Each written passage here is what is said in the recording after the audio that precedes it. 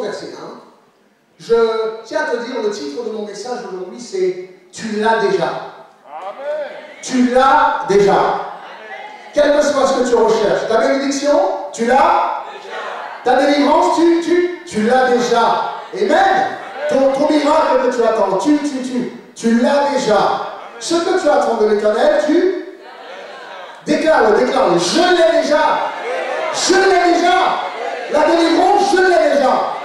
Le miracle, je l'ai déjà. Amen. Et j'aimerais vous partager un petit peu ce...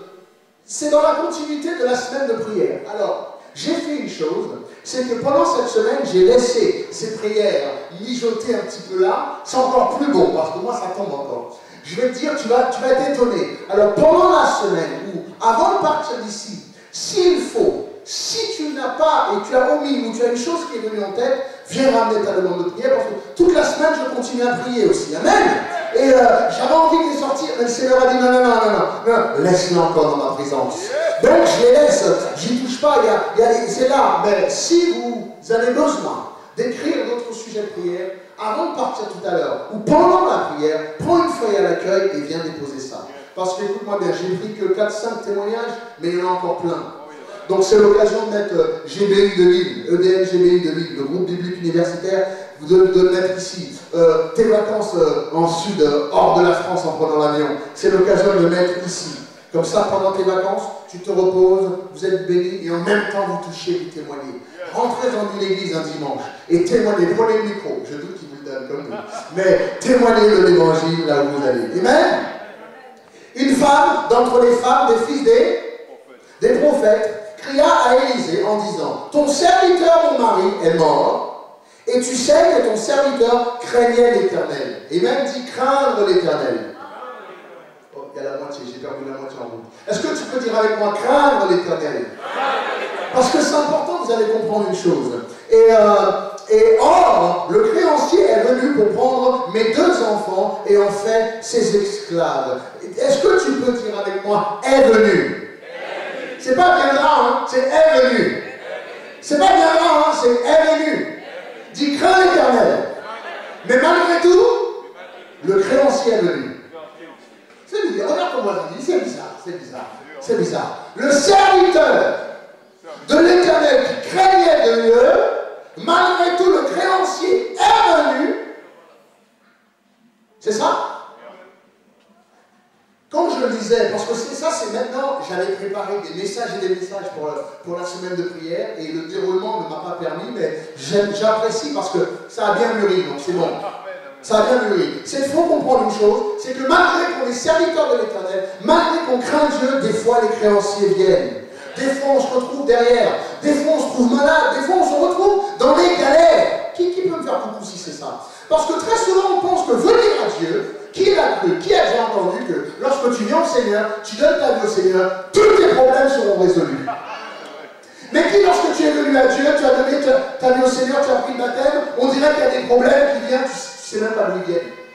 Tu ne sais même pas comment ton nom est. Tu ne sais même pas comment tu retrouves, quand tu es devenu chrétien, des courriers qui arrivent chez toi qui disent que tu dois de l'argent. Tu ne connais même pas ces gens-là, mais tu dis, je ne comprends pas.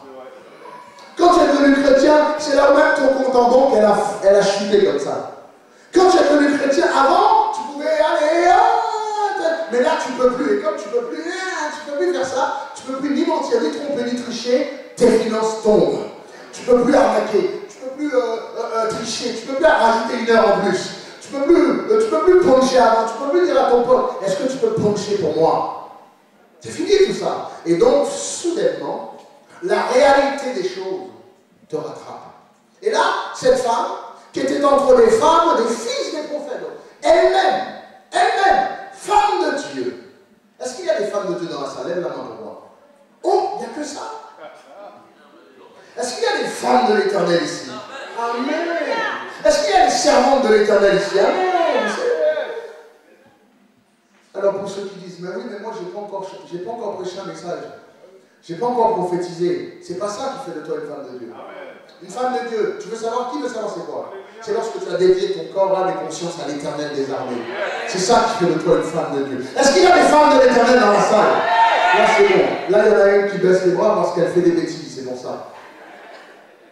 C'est bon ça. Alors je vais plutôt regarder de ce côté. Y a-t-il des femmes de l'Éternel? Les servantes de l'Éternel? Amen, fais-moi coucou, je regarde pas là-bas parce que... Hein Stéphanie, je regarde pas là-bas. Je préfère regarder ailleurs. Je regarde de ce côté alors. Femme de l'Éternel. Or le créancier est venu pour prendre mes 2 enfants et en faire ses esclaves. Fille, tu t'imagines quelqu'un qui débarque pour prendre mes 2 garçons pour en faire des esclaves? Moi, serviteur de l'Éternel, qui trouve ça bizarre? Ça sera bizarre, non? Ça sera étonnant. Toi, femme de l'Éternel, tu as dédié tes enfants à l'Éternel. Et malgré tout, les problèmes, les soucis, ils ne réussissent pas à l'école. C'est quoi ça? Ils font le concours, ils n'y arrivent pas. C'est quoi ça? Donc on s'étonne et ce chapitre est là pour nous dire que, rappelle-toi, tu l'as déjà. Tu l'as déjà. Tape ton voisin, dis-lui, tu l'as déjà. La bénédiction, tu l'as déjà. La délivrance, tu l'as déjà. Ne t'inquiète pas. Alors, mes 2 enfants m'ont donné l'esclave. Alors Élisée lui dit, que puis-je faire pour toi? Dis-moi, qu'as-tu à la maison? Tu l'as déjà. Tu l'as déjà. Pasteur, ça ne va pas dans ma famille. Qu'est-ce que tu veux que je fasse pour toi? Oui, mais tu l'as déjà. Amen. La réponse, tu l'as déjà. La solution, tu l'as déjà. La solution à ton problème, tu l'as déjà. Tu l'as déjà. Parce que quand je plante une semence, je vais planter une semence de pomme. Je la plante. Qui sait que le pommier, il est déjà dans la semence? Attends, t'as pas compris. Je prends quelques graines d'orange, je vais planter dans la terre, le petit arbuste fait juste ça, tu trouves que c'est pas grand chose, mais qui le sait que tout le pommier, tout l'orangier est dedans? Oh, je crois que t'as pas compris. Regarde, prends-le. Qui le sait que là-dedans, l'omelette est déjà là? Tout est déjà bon, il faut juste travailler ça un peu, amen. Et dans nos vies, le miracle est déjà là. La sœur nous a donné un témoignage au commencement. Elle arrive dans ce pays et pendant que tout le monde était en train de pleurer, oh, que veux-tu que je fasse pour toi? Non mais ma fille est malade. Le miracle est déjà là. On a juste qu'à le déclarer. Amen. Alors je vais lire, je continue à lire. Alors Élisée lui dit, mais que puis-je faire pour toi? Dis-moi, qu'as-tu à la maison? Elle répondit, ta servante n'a rien du tout à la maison. Et t'imagines quand t'as rien à la maison si ce n'est que de l'huile. Qui est déjà arrivé dans une phase comme ça? Merci ma soeur. Parce que moi je suis déjà arrivé à ce niveau-là. Où tu arrives à dire, tu ouvres le frigidaire, il reste juste une bouteille. Non, il reste les ketchup de McDo. Il reste les petits paquets que tu prends en plus là. Qui? Amen? Amen? Alléluia. Il reste le ketchup de McDo. Tu regardes ça. Ensuite, qui le sait que dans un frigidaire, il restera toujours c'est un citron. Tout le frigidaire, tu ne sais pas ce que tu vas faire avec ça, mais il reste un citron. Qui?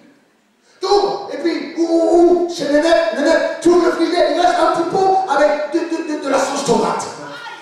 Aïe, un oignon à moitié, tu sais pas. J'ai vu chez toi, oui. J'ai vu chez toi, oui. Tu sais pas, mais j'ai vu, oui. J'ai vu le lion là-bas. Amen. Donc, elle dit, mais je n'ai pas grand-chose, si ce n'est, ta servante n'a rien, et juste un vase d'huile. Et il dit, va demander au dehors des vases chez tous tes voisins. Dis tous tes voisins. Des vases vides, et n'en demande pas un petit nombre, hein, demande-en un grand nombre. Est-ce que tu peux dire avec moi, grand nombre? Demande un grand nombre. Alors, quand tu seras rentré, tu fermeras la porte sur toi et tes enfants. Tu verseras dans tous ces vases et tu mettras de côté ceux qui seront pleins. Alors, elle le quitta. Okay? Alors, elle le quitta. Elle ferma la porte sur elle et sur ses enfants. Il lui présentait les vases et elle versait. Et lorsque les vases furent pleins, elle dit à son fils, présente-moi encore un vase. Ah, elle est comment? Les miracles sont bons. Amène-moi encore un vase. Et là, mais il lui répondit, mais il n'y a plus de vase. Et là, l'huile s'arrêta. Elle alla le rapporter à l'homme de Dieu. Et l'homme de Dieu va dire, va, vends l'huile et paie ta dette. Et tu vivras, toi et tes fils, de ce qui restera. Je veux que tu cours vite, et je ne sais pas comment tu vas faire. Hein. Les sœurs, vous avez des talons hauts. Hein. Faites attention, on ne veut pas appeler la pompier. Si tu tombes, tu vas gâcher l'ambiance là. Mais je veux que tu cours voir quelqu'un, tu dis ce miracle-là, c'est pour moi aujourd'hui. Vas-y, cours. Fais attention à ton genou, Marc. Glisse pas. Oh, non, glisse pas. Ralentis. Va voir quelqu'un, ce miracle-là, c'est pour moi. C'est pour moi. Vas-y, fonce. Eh, vous ne cassez pas les jambes, hein. Va. Dis, ce miracle-là, c'est pour moi. Vas-y. Vas-y, ce miracle-là, c'est pour moi. Vas-y. Dis, ce miracle-là, c'est pour ma famille. Vas-y. Dis, ce miracle-là, c'est pour ma maison. Vas-y, fonce. Dis, ce miracle-là, c'est pour mon foyer. Vas-y. Dis, ce miracle-là, c'est pour mes enfants. C'est pour mon mariage. C'est pour ma situation. Vas-y, encore. Il reste 1 minute. Dis, ce miracle-là, c'est pour mon futur. Vas-y. Dis, ce miracle-là, aujourd'hui, c'est pour moi. Cette femme est arrivée et elle n'avait rien. Elle avait un dilemme extraordinaire. Et ce dilemme, c'était qu'elle était dans une catastrophe qui enveloppe pas seulement elle, ce n'était même pas sa faute. Je dirais que dans cette situation, c'était la faute de son mari.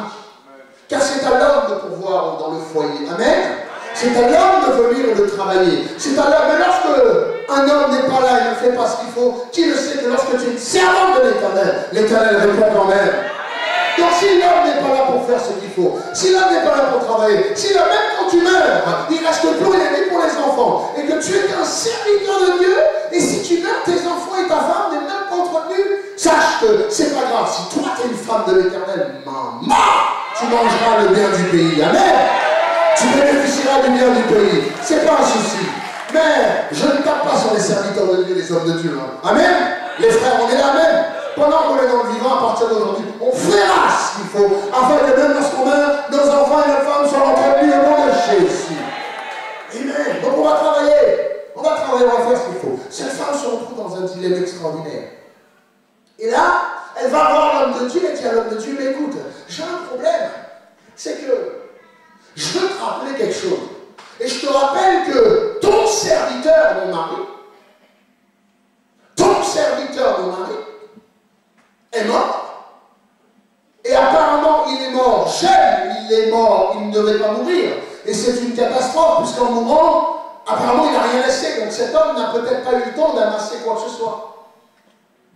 Et les dettes, donc, s'il y a tant de dettes, c'est que cet homme n'a pas su travailler pour mettre un petit peu de côté. C'est qu'il était dans la fleur de l'âge. Peut-être qu'il était cadre en construction, bâtir une maison, puisque c'est des créanciers qui lui tombent dessus.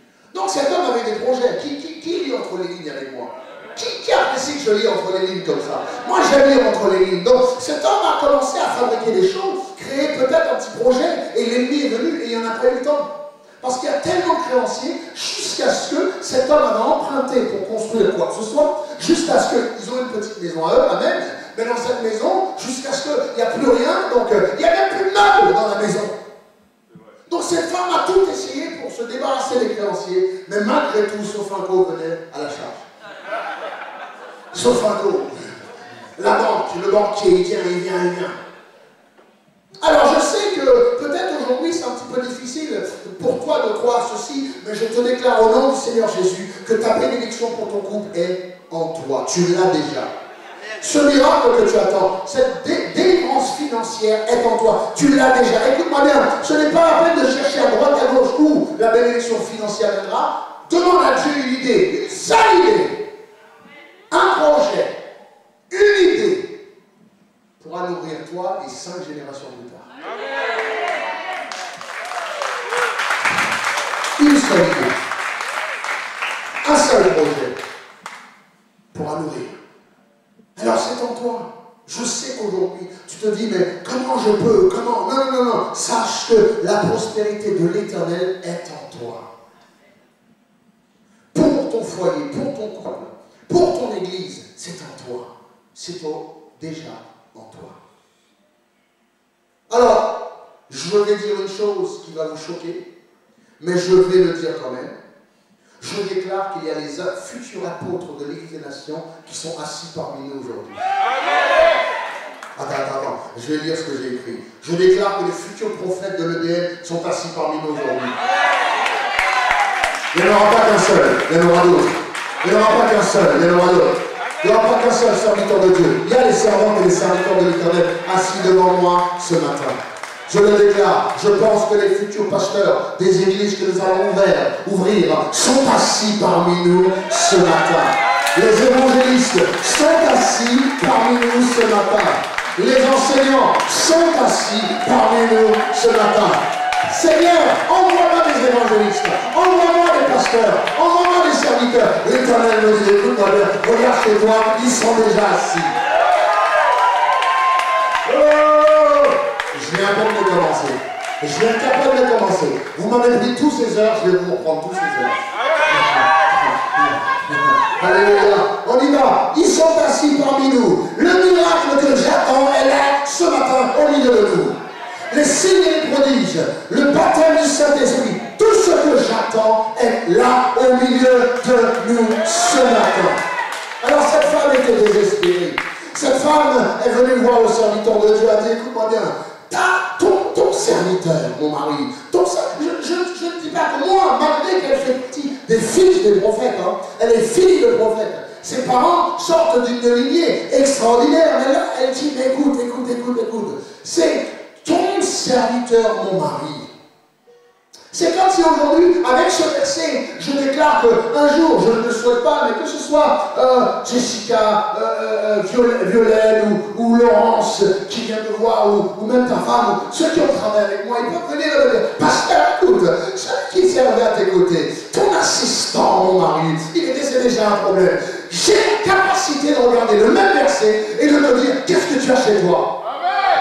Ça c'est cadeau, ça c'est pour moi. Ça je sais qu'il me manquera, mais... C'est bon? Je continue?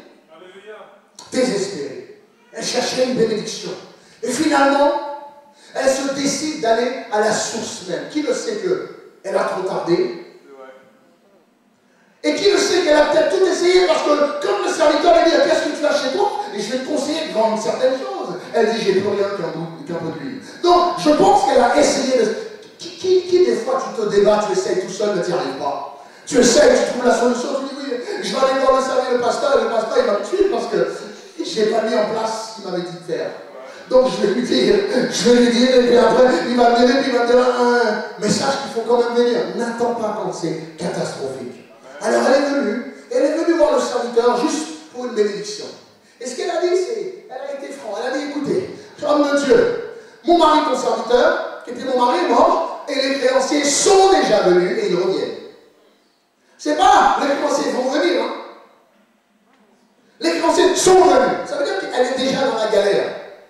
Et les créanciers disent, ok, on arrive dans le mois prochain, on enlève tes enfants. À l'époque, heureusement qu'aujourd'hui ça ne se fait plus. Parce qu'à l'époque, quand tu devais quelque chose, c'était des enfants qui allaient en esclavage.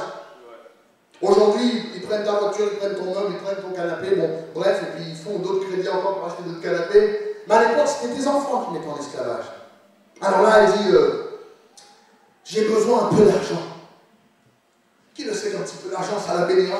J'ai besoin juste de quoi payer les créanciers. Oh, juste de quoi payer les créanciers pour le sortir hein, de mon pauvre, get off my back, tu vois, c'est qui me lâche un petit peu. Homme de Dieu, est-ce que tu peux me donner un handout? Est-ce que tu peux tendre la main et me donner un peu d'argent? Amen. Mais qui le sait que lorsque c'est Dieu, c'est plus qu'un peu d'argent. Lorsque c'est Dieu, sa bénédiction, c'est oui et amen. Tu demandes une petite voiture, il te sort une grosse voiture. Tu demandes un petit modèle, ça m'est arrivé cette semaine. Moi et M. Marc Lebel, je me suis dit, j'ai donné ma voiture, donc j'ai dit, je suis à pied, il faut me déposer parce que j'ai quelque chose, il faut que je trouve quelque chose, j'ai plus de voiture, il faut que je trouve une situation, une solution, quelque chose comme ça. Alors je me dis, mais je vais commencer à regarder, mais je n'ai pas beaucoup d'argent. Et puis, d'un coup comme ça, j'ai dit, Seigneur, c'est vrai que je voulais une voiture, ça fait longtemps.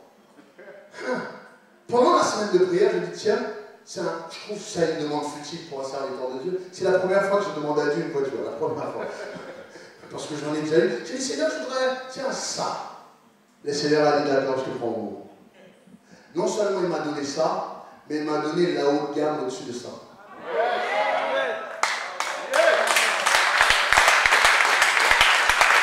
Alors, moi je prends ma voiture que j'ai donné la mienne, et donc je reprends une voiture que je vais vendre et je cherche à le vendre parce que je me suis dit, je vais me débarrasser de celle-ci parce que c'est trop petit. À chaque banque, gendarme couché, pas, je colle ma tête. J'ai dit non, en plus après, non, ça ne va pas, couleur vert bouteille. Mais je vais essayer de demander, je vais la vendre. Et la voiture, elle avait un petit quelque chose. Et là, il fallait. Il y avait quelque chose dans le moteur qui n'était pas bien. Donc j'arrive et je vais voir le concessionnaire et je dis excusez-moi, je voudrais vendre cette voiture et je sais qu'il y a un problème, donc je voudrais m'en débarrasser. Et voilà, qu'est-ce que vous pouvez faire pour moi? Il a dit c'est quoi ton problème? J'ai dit ben écoutez, il y a ça qui a été fait, il y a ça. Prenez-le, roulez-le, vous allez sortir, je ne sais pas ce qui se passe, mais moi je vais m'en débarrasser. Il me dit d'accord. Il la vend. Alors moi je suis assis à côté, je fais bismillah. Parce que la voiture elle va. Je cherchais tous les saints, Saint-Jean, Saint-Marc, Saint-Paul. Et je sais que la voiture elle va. Parce que Marc l'avait conduit la veille, Marc il fait wow, c'est dangereux cette voiture. Alors je suis assis à côté, j'ai dit ok, le monsieur fait, tu es prêt? Moi, si je vois un problème, je ne la prends pas. J'ai dit allez-y, pas de problème. Il la met en D automatique et puis il continue. Et il monte la voiture, et moi je m'en rends pas, le gars, je me regarde, je fais de tes mains, il prend l'autoroute, il monte jusqu'à 180 et la voiture n'a pas poussé même. Je m'arrête, je me fais, il dit maintenant, mais la voiture n'a rien, je vais faire demi-tour et je vais la mettre en Tiptronic, je vais passer les vitesses comme ça. J'ai dit, ah oui, c'est la même, ça va se voir. Il prend dans la voiture, il fait,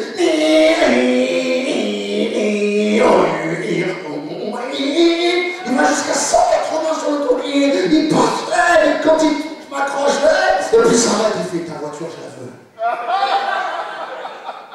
Quand il me dit qu'il la veut, la voiture, je dis attends, peut-être que moi je la veux. Peut-être que Dieu l'a réparée, je sais pas. Je suis là, je fais attends, il faut que je réfléchisse. Combien tu m'en donnes? Il dit non, attends, ta voiture, je la veux, j'ai un client derrière. C'est un 4x4, un pain, tu s'ouvres, je la veux ta voiture. J'ai dit mais, oui, mais attends, je peux réfléchir. Parce que la voiture a roulé bien. Moi, je voulais m'en débarrasser parce qu'il y a un problème dans le moteur. Donc, j'ai dit, attends, j'arrive. Je rentre dans la voiture, je vais sur l'autoroute.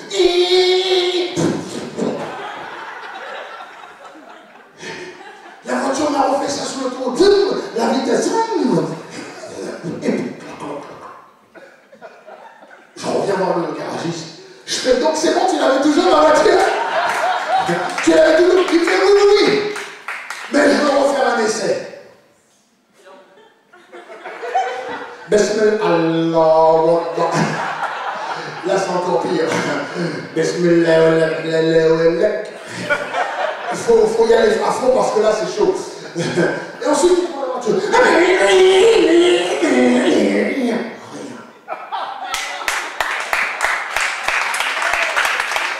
Alors je lui dis, voilà ma pièce d'identité, j'arrive, je vais chercher la carte grise. Je vais à la maison vite, je lui rends, et quand je lui ramène la voiture, il me dit, d'accord, je la veux. Bon, pour ce que tu me demandes, voilà, je te donne ça, et si je te donnais une autre petite voiture en plus? Are you talking to me? Me? Il dit, oui, tu prends ça, je donne un. J'ai fait, je signe où? Elle est où la caméra cachée? Mais je signe où? Il me sort les papiers signés, je rentre dans une voiture, je donne une voiture, quand je pensais qu'il y a un souci, je repars avec une voiture, ça, et je repars en retournant chez moi, je fais, moi je me convertis à l'islam. C'est trop fort l'islam, c'est trop fort. J'arrive chez moi, quand l'Éternel a décidé de bénir, il bénit. Écoute-moi bien, quand l'Éternel a décidé de bénir, même si les médecins disent que c'est pas possible, même les médecins disent que c'est possible. Parce que le mécanicien dit que c'est pas possible, le mécanicien répare ça et dit que c'est possible. Amen. Ma soeur, tu ne veux pas avoir d'enfant, tu as des jouets, et tu tiens mon petit Samuel entre les mains. Amen. C'est ça la bénédiction de l'Éternel. C'est oui et amen. C'est pas peut-être, mon frère. C'est pas peut-être, Christophe. C'est oui et amen. Alors, je me suis dit, il faut que je rentre dans ma petite fiche de prière pour que je rajoute des trucs. Parce que Dieu a répondu. Et des fois, on pense que Dieu va nous donner un petit quelque chose. Non seulement le Seigneur m'a donné, j'appelle l'assurance pour assurer, l'assurance me dit, oula monsieur, oula. C'est quoi comme modèle? Je dis, oula, vous travaillez à l'Élysée ou quoi? Je dis, mieux que ça. Amen. Il dit, ah bon? Il dit, mais vous travaillez où? Je dis, je suis un serviteur de Dieu. Elle fait, waouh! Il dit, waouh, c'est extra. Alors je vais vous donner le meilleure assurance possible. Mais vous savez, cette voiture, c'est la haut de gamme de la haut de gamme de chez la haut de gamme. Donc, j'ai dit, tu m'assures et puis, c'est l'Éternel qui m'a donné. Mais je n'avais pas pensé que tu allais faire ça. Et cette femme a dit, donne-moi un peu d'argent. Mes créanciers sont là. On a un souci. S'il te plaît, aide-moi. Elle était désespérée. Elle voulait que sa vie change. Elle avait besoin que cet homme de Dieu fasse quelque chose dans sa vie. Et combien d'entre nous nous retrouvons dans cette situation? Nous avons besoin d'un changement. Que Dieu fasse quelque chose. Qu'il fasse un clin d'œil, un signe de la main. Et tout le problème est résolu. Notre crédit sera résolu. Nos finances, nos problèmes, notre dette, tout fini, terminé. Mais s'il y a une chose que je sais de l'Éternel, c'est que le Seigneur veut et donnera toujours plus que la somme dont tu mérites. Le Seigneur est prêt à venir chambouler ta vie si il recevra la gloire de toi. Et aujourd'hui, je te dis que l'Éternel, après cette semaine de prière, même si tu n'as pas fait cette semaine, je veux que tu écrives ce dont tu as besoin. Je veux que tu écrives des choses. J'ai vu pour son mariage à Marie, Dieu changer. Ça veut dire que je vous ai dit que des fois j'ai même peur de demander des prières parce que si futile, le Seigneur fait des choses extraordinaires. Cet homme qui est là, qui est béni, mais au-delà, ce matin on rigolait avec Laurence, on dit mais c'est qui ton Dieu? Présente-le-nous parce que le tien il est extra. Dieu le bénit et maintenant et voilà, des choses extraordinaires que Dieu fait. Et on se dit mais tout ça c'est après qu'on est venu à l'Éternel. Mais avant cette bénédiction, nous avons payé le prix. Nous avons payé le prix. Nous n'avons pas baissé les bras. Nous avons espéré. Nous avons cru jusqu'au bout. Et que ce soit cette femme, ou moi-même devant vous, l'argent de cette église n'a servi à aucunement pour nous bénir de quoi que ce soit. Tout l'argent donné ici occupe l'église. Mais nos bénédictions, ce que je trouve que Dieu fait de nous et de ses serviteurs est extraordinaire. Car Ecclésiaste chapitre 2 nous dit que Dieu, l'Éternel, permet. Mets-moi Ecclésiaste chapitre 2. Commençons au verset 15, 16, 17. L'Éternel permet aux païens. Le Seigneur va permettre aux gens du monde, du dehors, d'amasser l'or et l'argent. L'Éternel Dieu, qui peut manger? Qui peut boire? Hein? Et j'ai dit en mon cœur que c'est encore là une vanité. Continue 16. Car la mémoire du sage n'est pas de celle de l'insensé, puisque déjà le jour qui suit, tout a oublié quoi, le sage meurt aussi bien que l'insensé. Continue. Et le soleil n'appuie plus car tout est vanité. Alors, j'ai tout le travail que j'ai fait sous le soleil, donc je dois laisser la justice à l'homme qui me succédera. Continue. Et qui sait, il sera sage ou non, ou insensé. Cependant, il sera maître de tout mon travail et de tout le fruit de ma sagesse sous le soleil. C'est encore là une vanité. Alors, c'est Salomon qui commence à expliquer, qui dit, mais vraiment, les gens travaillent, les gens ceci, tu travailles toute ta vie, tu laisses un héritage, et ça se trouve ton fils un insensé. On continue. Et qui, j'en veux livrer mon cœur au désespoir à cause de tout le travail que j'ai fait sous le soleil. Continue.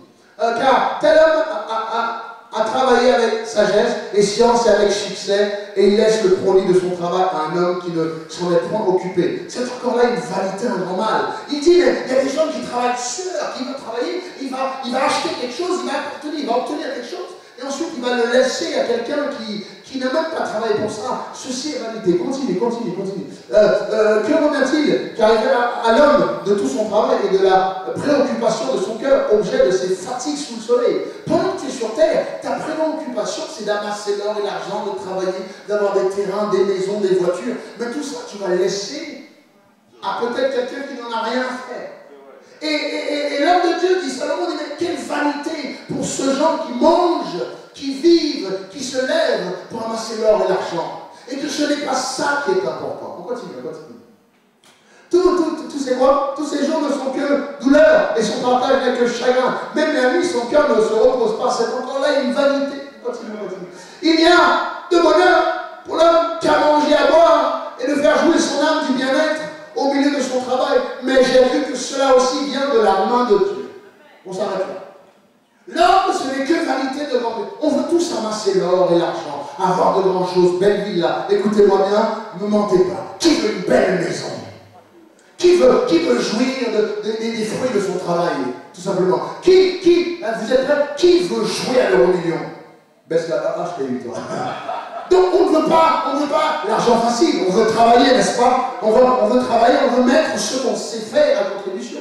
Mais tout cela, le Seigneur permet, parce que le manger, le boire, son âme du bien-être, au milieu de son travail, ça vient de Dieu. Stop là, attends. C'est que Dieu permet à certaines personnes, et ce que tu vois là, moi je crois pertinemment que ces hommes qui amassent l'or et qui gagnent bien leur vie dehors, même si tu les regardes et tu dis, regarde ceux-là, ils ne connaissent même pas Dieu, ton patron ne connaît pas Dieu, mais cela, c'est Dieu qui lui permet d'amasser tout ça. C'est étonnant.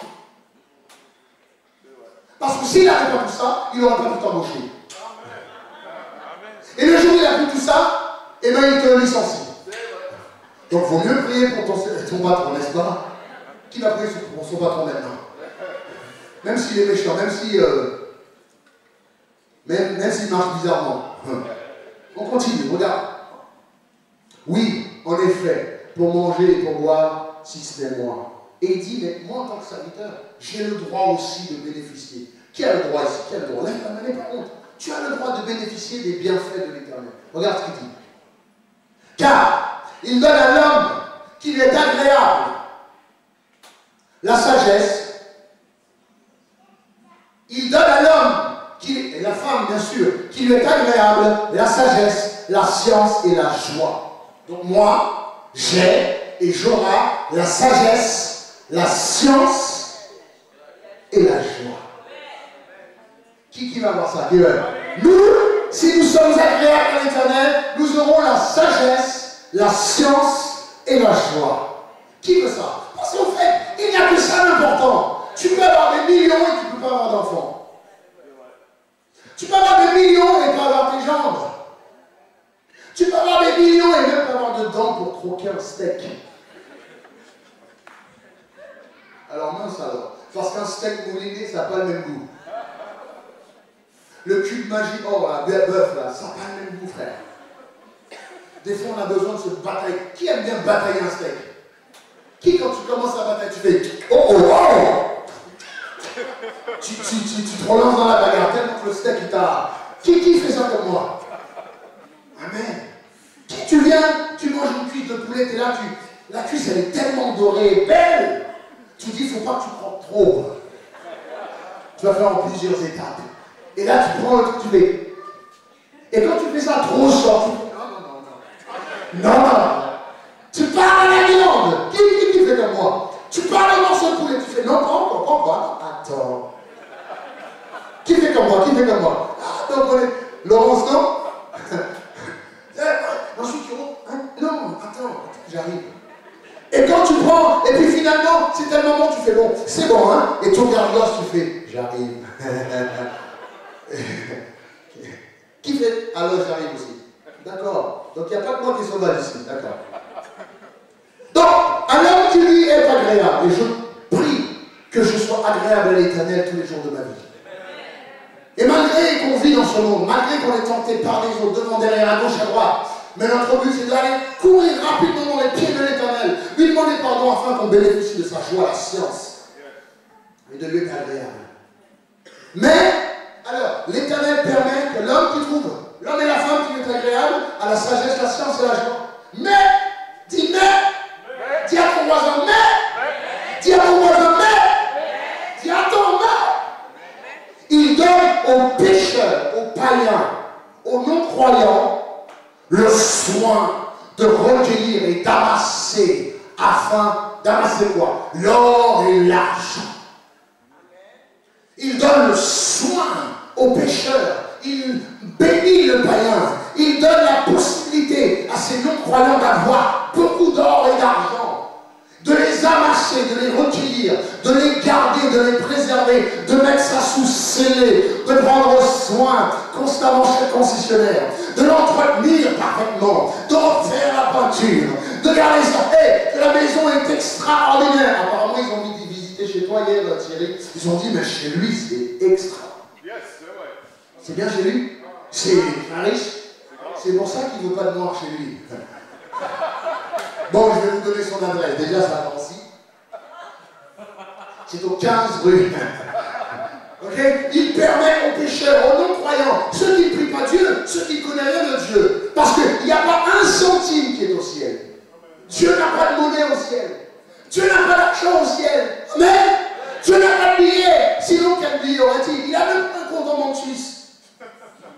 L'Éternel n'a aucunement ces choses. Alors comment peut-il nous bénir? C'est qu'il a confié aux indigents sur terre de garder l'argent. Attends. Pasteur, qu'est-ce que ça veut dire? Ça veut dire que le Seigneur permet aux païens de ce monde de préserver tout leur argent que son peuple aurait besoin. Attends. Qui est le banquier de l'Éternel? Les païens. Attends, donne un high five à ton voisin, dis-lui Amen. Non, je suis en train de te révéler, je suis en train de te dire quelque chose. Ça veut dire que le jour où tu trouves, le jour où tu es agréable à l'Éternel, fais attention. C'est un païen qui viendra te bénir. Attends, non, mais je ne crois pas que ça compris. Attends. Le banquier de l'Éternel, ce ne sont pas les anges. Il n'y a pas d'argent. Viens, achète. Achète, l'Éternel dit même sans argent. Tout ce qui est à l'Éternel, on ne peut rien obtenir avec l'argent. Mais regarde, il permet à cette... Il permet aux pécheurs, aux païens, ton patron, ta voisine d'en face, à gauche, à droite, en haut, en bas, tous ces gens qui sont autour de toi, les chefs d'entreprise, les patrons de société, ton patron qui t'embauche, celui qui te bénit, qui te donne les journées de repos, celui qui te paye ton salaire tout le temps. Le Seigneur a permis à ta société de prospérer pour t'embaucher toi, afin de s'occuper de toi. Amen. Alors crache pas sur eux. Les vole pas. Parce que c'est pas lui que tu voles, c'est l'Éternel que tu voleras. C'est bon ou pas? C'est bon ou pas? C'est bon ou pas? On y va. Parce que là, je suis en train de te montrer que c'est l'Éternel qui permet aux païens. Alors maintenant, sache que le contrat que tu vas signer, c'est l'Éternel qui va faire en sorte que ce païen te fasse signer. C'est bon? Toi, trouve grâce aux yeux de l'Éternel. Toi, prie l'Éternel. Toi, honore l'Éternel. Et je vais te montrer comment je honore l'Éternel. Je suis encore coincé sur ce verset 26. Il donne aux pécheurs. Nous, il donne à l'homme qu'il a donné. À moi. Il me permet à moi d'avoir et il me donne ce que les pécheurs ne peuvent pas avoir. Ce que les païens ne peuvent pas avoir, c'est la science, la sagesse et la joie. Ce que Hollywood n'a pas. J'ai entendu hier à la radio, pour la première fois que j'avais repris une voiture pour rouler hier, j'ai entendu que Tom Cruise et Cathy. J'ai fait exprès. Ils ont divorcé. Oh. Pour certains, c'est le monde qui s'est. Le couple va. Will Smith est homosexuel. Oh.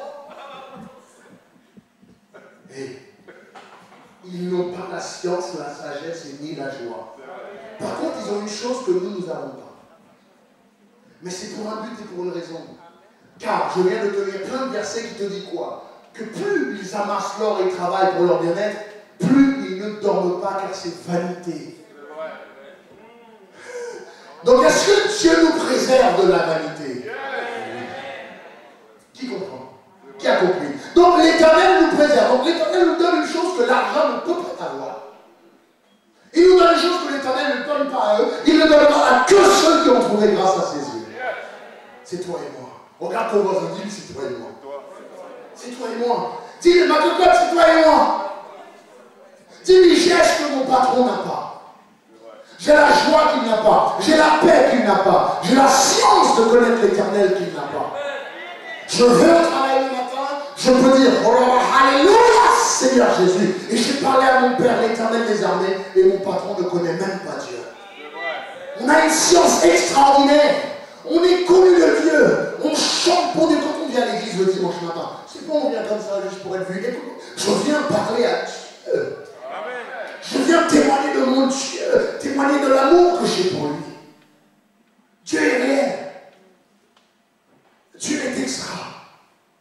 Mais ce qu'il a prévu pour ceux qui lui sont agréables, c'est la science, la sagesse et la joie.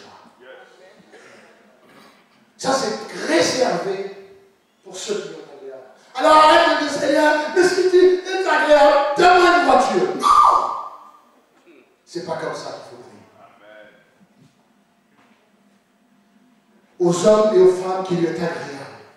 Et je veux croire que dans ma vie, l'Éternel prend plaisir dans ma vie. Je l'ai vu cette semaine. J'ai quitté. Je ne suis pas sorti de la semaine d'avant. J'ai quitté dimanche. Je suis sorti juste pour le rendez-vous. Je reviens là et entre 7 jours, j'ai vu des choses que je n'ai jamais vues encore. Au contraire, j'ai peur. J'ai peur de dévoiler tout ce qu'il fait. Parce que moi, je sais qu'il m'a donné la sagesse, la science et la joie. C'est à vous aussi. Écoutez, ce n'est pas l'argent qui me donne la joie. Ce n'est pas une voiture, un appartement qui me donnera la joie. Amen. Alors, enlève tes yeux de là. Amen. Lève la main. Fais-moi coucou. À partir de maintenant, je sais que ce n'est pas l'argent qui t'amènera la joie. C'est l'Éternel lui-même. C'est la connaissance et la sagesse de Dieu qui te donnera la joie. Mais, dis mais. C'est là que c'est bon. Regarde-moi ça. Dis c'est là que c'est bon.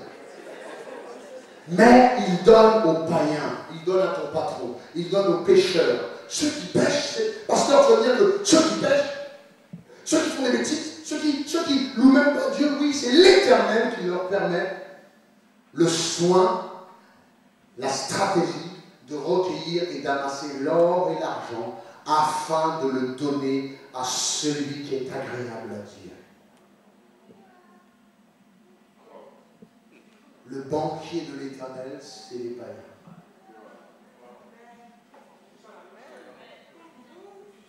Le banquier de l'Éternel, c'est les païens.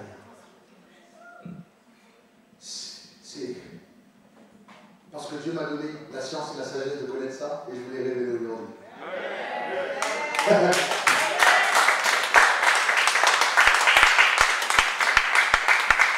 La maison que tu as besoin est entre les mains d'un païen aujourd'hui. Le poste dont tu as besoin est entre les mains d'un païen. Lui, il ne l'a absolument pas reçu parce qu'il est chrétien. Il l'a reçu pour le garder pour toi. Là, mon frère, ton poste, ta sélection, là, il y a quelqu'un qui l'a, ne t'inquiète pas. T'inquiète pas sur ça. Sois agréable à l'Éternel. Allons, sois agréable à l'Éternel. Michael, sois agréable à l'Éternel. Sois agréable à l'Éternel. Et celui qui garde ton poste, là, il va s'en aller dans tel moment de choses aussi. Sois agréable à l'Éternel. Je te raconte pas tes tous, je te lis simplement la Bible. Mais j'ai la sagesse et la science de te l'expliquer. Alors, ça veut dire que Dieu, à nous chrétiens, nous qui lui sommes agréables, il nous donne la possibilité d'avoir quoi? La sagesse, la science et la joie. Et Dieu veut qu'on ait la joie, la sagesse et la science avant même qu'il nous donne quoi que ce soit.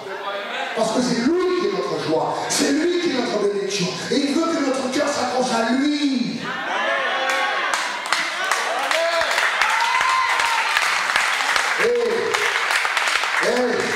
Je n'ai même pas donné le verset 1 et j'ai fini. Il me reste 7 pages. Qui me donne 5 minutes? 5, 10, 15, 20, 25, 30, allez, j'ai une demi-heure. Regarde-moi ça. Il permet aux païens, il permet aux pécheurs. C'est Dieu qui donne la stratégie à Bill Gates.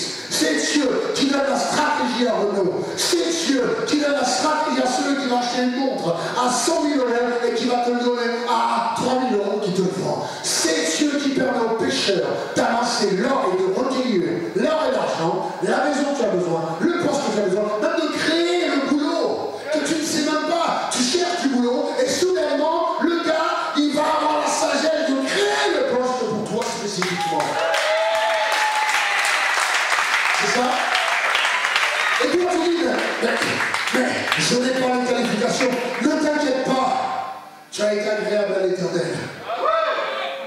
N'est-ce pas permis à Joseph de devenir premier ministre quand le poste de premier ministre n'existait pas auprès de Pharaon. Il donne aux pécheurs le soin, la stratégie, la sagesse, la connaissance, le soin, le moyen. La dernière fois, on était avec Jacques, Jacques, il passe comme ça, et il y a un homme il s'arrête dans un magasin, il y a des plaques qui coûtent cher apparemment, et Jacques arrive, et exactement ce qu'on a besoin. Lui, il l'avait, qui coûte 80, 100 € pièce. Nous, il l'a donné pour une bouchée de pain pièce. Qui a déjà eu des bonnes affaires? Eh bien, glorifie Dieu pour tes bonnes affaires. Tu attends de l'argent et pourtant Dieu te donne des bonnes affaires. Tu arrives comme ça, tu dis, non mais bon, je vous fais un prix, ne vous inquiétez pas. Tu dis, je mérite un prix. Pas du tout. Glorifie Dieu pour ce prix. La chance, l'opportunité. Tu arrives au dernier moment, ta voiture elle est calée, accidentée, mais juste avant la sortie, boum, tu cales juste avant, tu sors parce que la pente aurait été catastrophique. Glorifie Dieu pour ça. Tu arrives et puis finalement tu freines là-bas et tu t'esquives et tu crois que c'est toi qui es super conducteur. Attention, c'est l'Éternel qui vient de t'éviter. Amen. Je finis mes études. J'étudie. J'ai des professeurs et des hommes et des femmes, des enseignants qui sont même qui disent mais c'est pas possible, on peut pas, tous les réussir à celui-là, il faut qu'on stoppe. Non. Et au dernier moment, le Seigneur permet à un homme, mon professeur qui vient, qui dit non, il faut qu'il continue. Je le représente. Et je suis reçu avec honneur. Haut les mains. Aujourd'hui, je ne sais même pas ce que je vais faire avec ce doctorat. Je suis là, je me roule. Je prends un cure-dent, je joue au Mikado. Mais c'est l'Éternel qui permet ça. Non, c'est juste que moi, je ne sais pas pour l'instant. Mais maintenant, quand je me présente à un plateau télé à un ministre, c'est Docteur Joseph.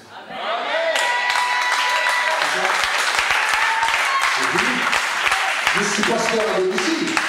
Vous, appelez-moi pasteur, je suis pasteur. Appelez-moi papa, appelez-moi... Mais non, on est dehors. Je suis arrivé. Ça m'a frappé quand on est assis tard et puis j'allais rentrer et puis on a visité quelque chose et puis Marc est venu avec moi et on est assis et puis la personne me demandait mon nom et Marc a dit « Monsieur, c'est le docteur, c'est Joseph. » Et il écrivait, il faisait « Wow !» Et c'est ça que ça m'a frappé. Je me suis dit « Mais Seigneur, et c'est Marc qui dit, mais tu sais, le Seigneur permet ces choses-là parce que de gloire en gloire. Et le travail qui t'attend, pasteur, nécessite un docteur.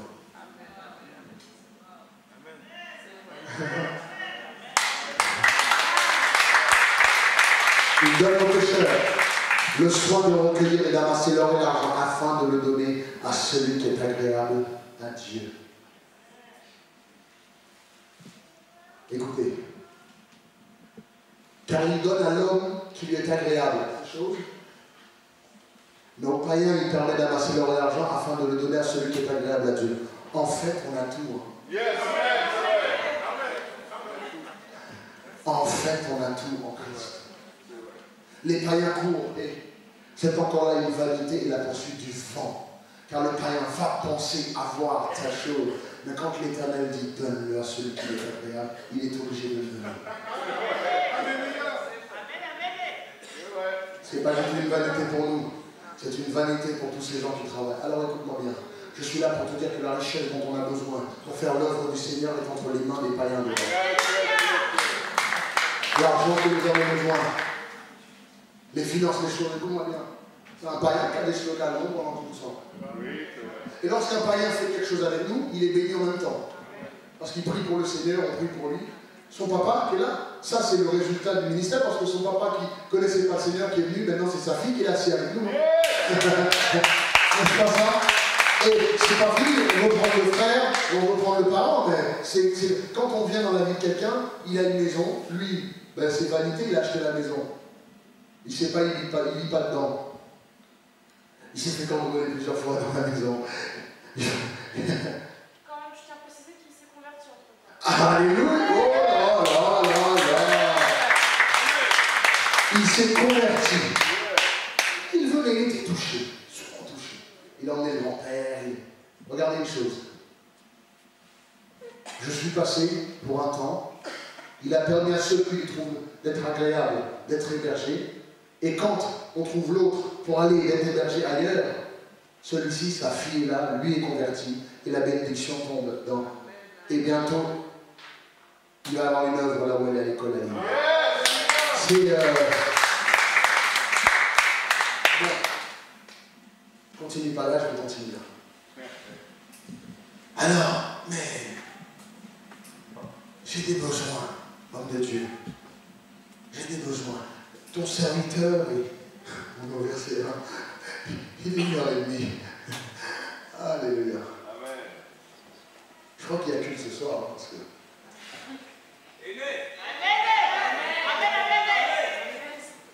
Dieu s'apprête à faire une chose extraordinaire dans ta vie. Mais il veut que d'abord tu trouves grâce à ses yeux. Et je déclare que là où il y avait la disette, je déclare qu'il y a l'abondance dans ta vie. Il faut que tu viennes à l'Éternel en disant, Seigneur, il y a la disette, il y a la bassesse dans ma vie. Et je déclare qu'il y aura l'abondance dans ma vie. Lorsqu'il y avait la tristesse, je déclare la joie. Là où il y avait la confusion, je déclare la paix dans ton cœur. Là où il y avait des pertes, je déclare la restauration à tous ceux qui sont sous le son de ma voix. Et si tu peux y croire aujourd'hui, que le Seigneur veut te restaurer, dis Amen. Dieu s'apprête à changer même le style de ta vie. Attention, attention. Dieu s'apprête à te sortir d'un lieu pour t'emmener de gloire en gloire. Et la façon que tu vivais, lorsque tu es en colocation, tu vas passer en location seule. Lorsque tu étais chez les parents, tu vas passer en location. Lorsque tu es en location, je déclare que tu passes même à l'achat au nom de Jésus. Lorsque tu es en appartement, je déclare que tu passes en maison au nom de Jésus. Lorsque tu étais stérile, je déclare au nom de Jésus que tu portes du fruit et que le fruit de tes entrailles soit béni au nom de Jésus. La femme était désespérée. Je suis encore sur la première page, je vais lire un petit peu. J'ai écrit beaucoup de choses. La femme était désespérée. La Bible dit, mais cette femme est venue même en pleurant devant le serviteur. Il dit, mais écoute, les créanciers sont passés.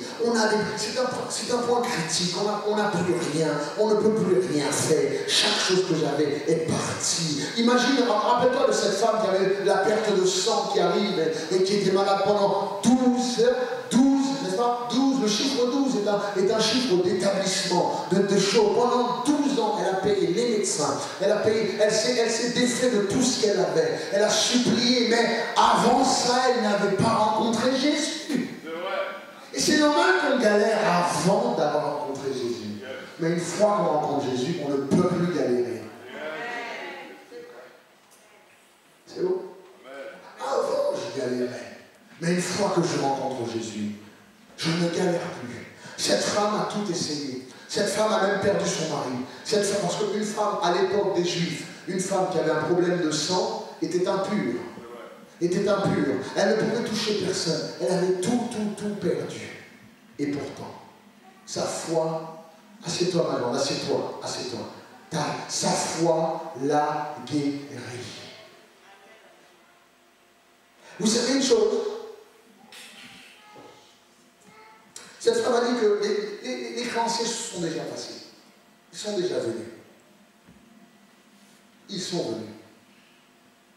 Ils m'ont harcelé. Ils ont demandé à ce que je repaye. Ils ont demandé à ce que je rende ce que je leur dois. Homme de Dieu, aide-moi. C'est pas que mon couple va mal. Peut-être l'homme il est parti. Peut-être que la tempête est là. Peut-être qu'il a déjà dit non, c'est plus la peine. Peut-être qu'il a dit c'est pas possible. Peut-être que tu es vraiment dans la tempête même. Ce n'est pas la tempête que tu vois loin. Tu es dedans. Il faut que tu viennes à l'Éternel en disant Seigneur, je suis dans mes problèmes. J'ai des besoins. C'est pas que tes enfants vont prendre la drogue, ou ta famille, ton frère. C'est qu'ils en prennent de la drogue. C'est que cette jeune est déjà dans les problèmes, a quitté déjà le foyer.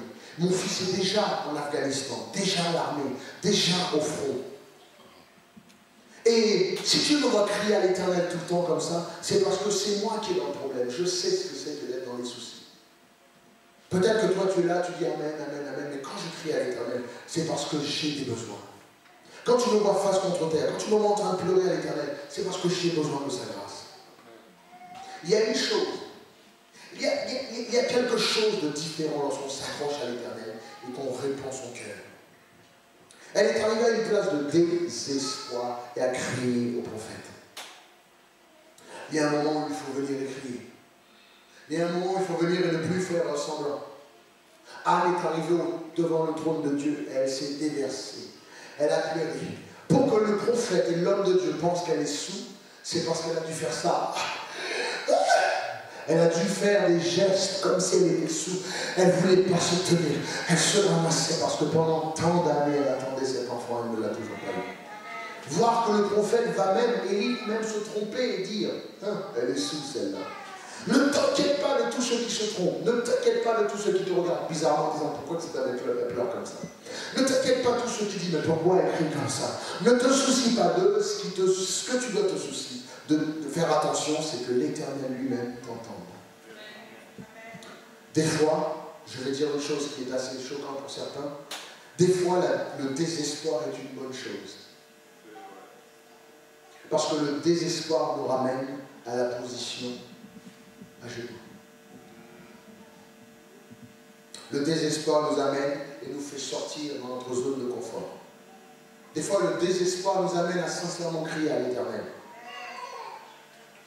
Et quelqu'un de désespéré, des fois, fait des choses de désespérées. Et pourtant, en Christ, la seule chose désespérée que nous pouvons faire, c'est nous jeter face contre terre et l'honorer. Il y a une chose à propos du désespoir. Ça nous pousse à chercher un miracle. Ça nous pousse à crier pour un miracle. Ça nous pousse à nous vider de tout. Le désespoir nous pousse à changer de vie. Le désespoir nous pousse à mettre de côté nos ministères et tout ce qu'on sait. J'ai envie de te poser la question ce matin. Qu'as-tu chez toi? Parce que c'est en toi. Qu'as-tu chez toi? Qu'est-ce que tu as en toi qui te permet? Qu'est-ce qu'il y a en toi qui pourra te permettre? Est-ce que c'est ton talent? Alors mets ton talent à l'épreuve. Est-ce que c'est ta connaissance? Parce que tu as une science, tu as une sagesse. Et tu dois aussi avoir une joie. J'ai dit une chose, et je le redis encore, vous savez, nous, le peuple de Dieu, on se vend soi-même. Moi, je me vends tout seul. Est-ce que tu as déjà vu une pub à la télé pour Lamborghini, frère? Ça se vend tout seul. Amen. Juste le nom de la marque. Ça se vend tout seul. Alors là, Renault peut faire des pubs. Alors là, Dacia peut faire des pubs. Ah, Lamborghini, il n'y a pas de pub pour Lamborghini. Il n'y a pas besoin de pub, il n'y a pas besoin de pancarte, rien du tout. Quand tu vas là-bas, tu sais ce que tu vas acheter. Et moi, c'est pareil. Et je souhaite que toi aussi, ça soit pareil. Quand tu viens dans ma vie d'enseignant, écoute-moi bien, on sait déjà ce que nous sommes.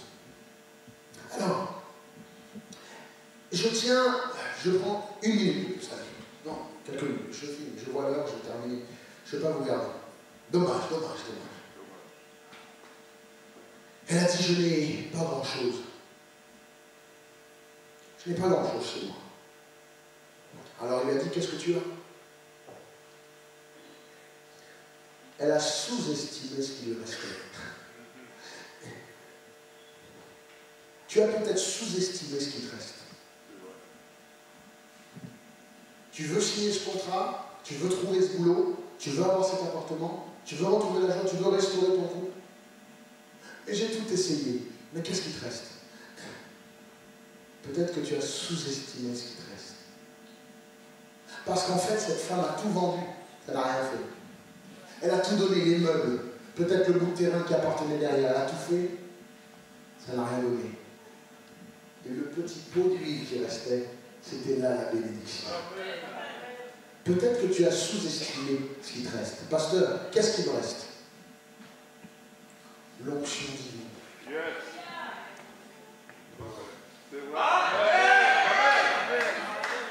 Tu peux.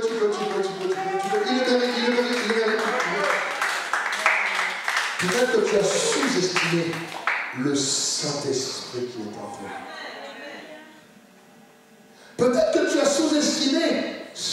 petit vase d'huile qui est là, mais c'est le petit vase d'huile qui fera un long voyage. Peut-être que tu as sous-estimé le petit vase d'huile pour te faire arrêter de fumer, arrêter de boire. Pasteur, j'ai tout essayé. J'ai essayé les médicaments, j'ai essayé ceci. As-tu essayé le Saint-Esprit? As-tu dit au Saint-Esprit, Saint-Esprit, guéris-moi? As-tu dit au Saint-Esprit, écoute-moi bien cette semaine, les jeunes, je vous encourage toute la semaine. Dites au Seigneur, dites Saint-Esprit, multiplie. Saint-Esprit, agis. Saint-Esprit, signe le contrat pour moi. Va toucher les cœurs. Et notre travail, c'est d'aller frapper aux portes. Notre travail, c'est d'aller présenter pour le contrat. Notre travail, c'est frapper les clubs, demander. Et tu verras le Saint-Esprit faire son travail. Tu verras le Saint-Esprit. Qu'est-ce qu'il te reste? Et il faut que nous arrivions à un stade où les jeunes ont dit, pasteur, il ne me reste rien si ce n'est le Saint-Esprit dans ma vie. Là, c'est bon.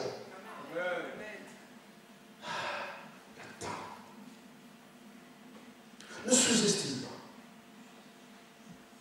Car tout ce dont tu as besoin est dans ce petit vase d'huile que tu as. Amen. Tout ce que tu as besoin, ma bien-aimée, est en toi. C'est en moi, dis-le. C'est en moi. Tu viens de comprendre? Tout ce dont tu as besoin est en toi. Je vais aller vite. La délivrance est dans l'onction d'huile. La promotion est dans ce petit vase d'huile. David a dit, tu vois ma tête et ma coupe. David. Tu vois ma tête et ma... Regarde là. La coupe qui déborde est le résultat de sa tête qui a été mointe.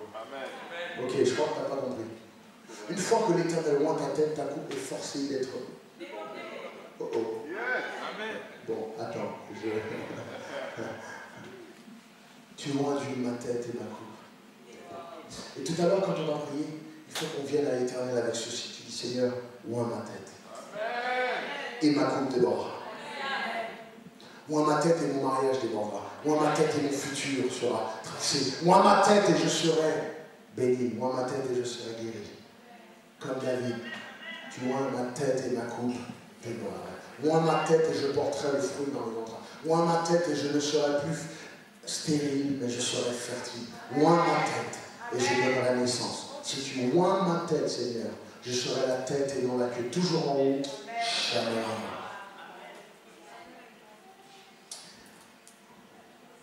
Si tu ne fais pas attention, et je vais te donner ce dernier, dis à ton voisin, c'est le dernier, dommage. J'ai 7 pages, c'est le dernier. Il faut que je vous laisse aller manger, il y en a qui ont faim. Il y en a qui me regardent.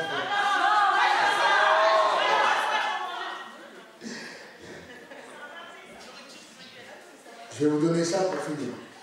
On reviendra ce soir peut-être, pour la suite. Regarde bien. Si tu ne fais pas attention, tu vas perdre ça. Je veux que tu ailles prendre chaque vase vide que tu trouves.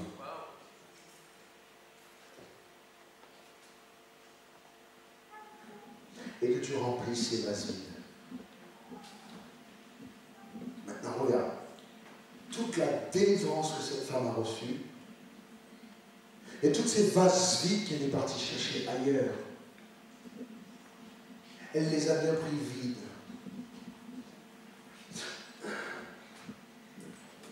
Ta bénédiction et ta délivrance ne se trouvent pas chez les autres. T'es prêt? Ça arrive. La bombe arrive. Mais chez les autres, tu déverseras la gloire de Dieu.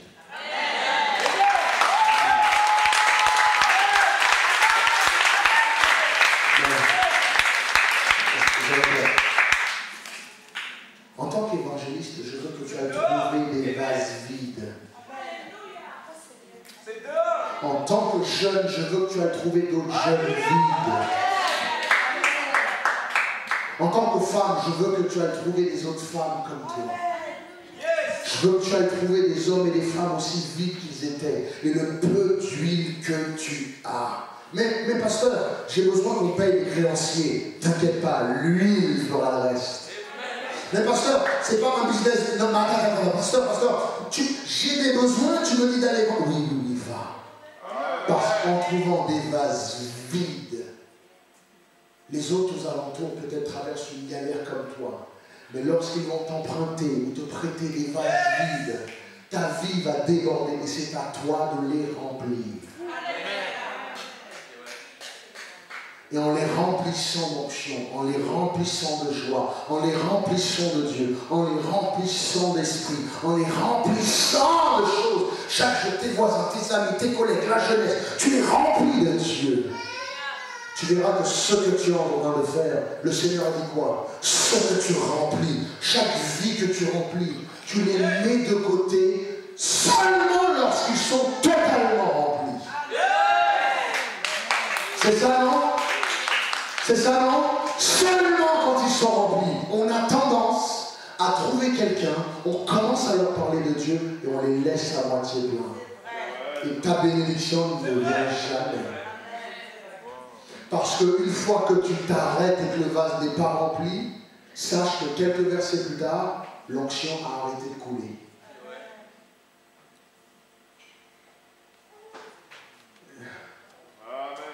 Tu commences quelque chose, tu lâches en route. Tu cherches quelque chose, tu lâches en route. Tu décides de faire quelque chose, tu lâches en route. Tu décides de remplir un vase, le vase est géant, écoute-moi bien. Il y a des gens que tu as commencé à parler de Dieu, le vase était tellement énorme qu'une grosse délivrance pour toi, financière, miracle, bénédiction, travail, société, boulot, poste, était en lui. Un vase de vendu aurait payé tes créanciers. Tu as arrêté au milieu. Moi, quand je rencontre quelqu'un, je veux le remplir. Parce que quel que soit ce dont j'ai besoin, et que le créancier, ce petit vase-là, est rempli d'onction, je vais vendre ça. Et tout le reste, l'homme de Dieu a dit, c'est pour moi de vivre dessus. C'est ça? Le temps ne permet pas. Il y a un miracle dans cette maison, frère. Yes, c'est vrai. Il y a un miracle dans cette maison, ma soeur. Je le déclare. Il y a un miracle dans ma vie. Attention. J'ai des miracles dans ma vie. Je suis rempli d'huile d'onction. Attention. Et quand je vais déverser, sache une chose. Je remplirai jusqu'à rabord. Je ne peux pas continuer. Toute cette bénédiction est sortie d'un petit pot d'huile. Oui. L'homme de Dieu dit, va, emprunte le maximum de vases vides que tu trouves. Autour de tous tes amis. Tes amis vont chipoter. Tes amis vont même rire. Quoi? Tu veux emprunter ma grosse marmite? Pourquoi faire? T'inquiète pas. Ah bon? Mais qu'est-ce que tu vas faire? Mais Chantal m'a dit que tu l'as emprunté aussi le sien. Qu'est-ce qu'il y a? Tu l'as rempli d'eau? Qu'est-ce qu'il y a? On sait que tu as des problèmes. On sait que tu ne pourras jamais. On sait. Non, mais ce que tu ne sais pas, c'est maintenant ce que j'ai chez moi. Ce que tu ne sais pas, c'est ce que l'onction va faire en moi. Ce que tu sais pas, c'est ce que j'étais. Mais attends de savoir ce que je vais devenir. Je ne peux pas continuer. Désolé. Il est temps de... Les anciens. C'est pour ça qu'on ne peut pas mettre le vin nouveau dans des... Sinon ça va craquer. Tu veux pas qu'il craque sur les chaises là? Je veux pas qu'il craque. Ah, cette femme nous représente aujourd'hui. Cette femme nous représente. Nous voulons sortir des problèmes, nous voulons quitter les dettes, sortir des mauvaises relations. Nos relations que ce soit familial, émotionnel, sortir de cette douleur, de ce conflit, de ce problème. Mais Dieu veut faire plus que nous sortir de ces problèmes. Dieu veut faire plus simplement pour toi. Toi, tu penses à toi seul et tes enfants, mais Dieu pense à maintenant et au futur.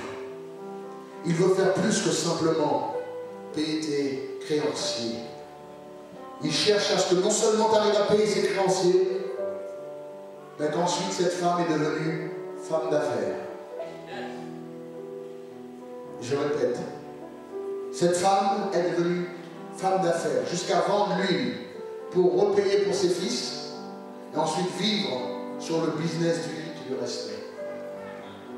Tu veux me dire, dans une période de famille, une femme qui allait mourir, les créanciers, elle avait déjà toute cette bénédiction chez elle? Oui. Il fallait simplement que l'homme de Dieu déclenche la foi. Et ce matin, je viens dans ta vie et je déclenche la foi dans ta vie. Alors si tu as cette foi, viens prier, viens. Il y a de la place, viens. Lève-toi d'ici, ce miracle là c'est pour moi. Je te laisse prier. Je te laisse venir. J'ai plus rien à te dire, je ne peux plus rien te dire qui te convaincra plus, je crois. Il reste 20 pages, mais ce n'est pas la peine. Viens, tu dis Seigneur, ce miracle là c'est pour moi. Cette bénédiction, c'est pour moi. N'aie pas peur, n'aie pas peur. N'attends, la Bible dit que cette femme doit rentrer et fermer la porte. Ne pas laisser les gens derrière. Non. Toi, ne te soucie pas de celui qui est derrière toi, celle qui est devant toi, à côté, à gauche, à droite. Viens, tu dis non. Ma guérison, c'est pour moi. Viens t'asseoir là. Viens te mettre à genoux. Viens te mettre à l'aise. Viens. Moi, j'ai fini.